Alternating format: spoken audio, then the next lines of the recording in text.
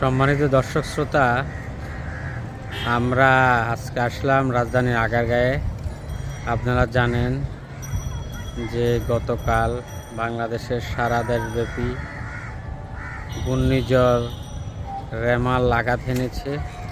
তার প্রভাবে এখানে রাস্তার পাশে এখানে গাছের অবস্থা দেখেন।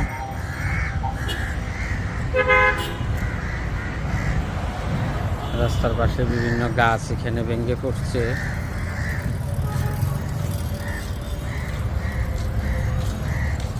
অনেক ক্ষয়ক্ষতি হয়েছে এখানে।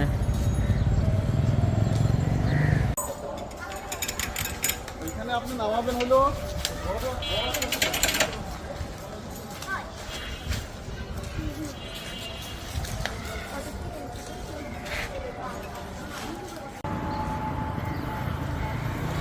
এখানে গাছগুলো প্রায়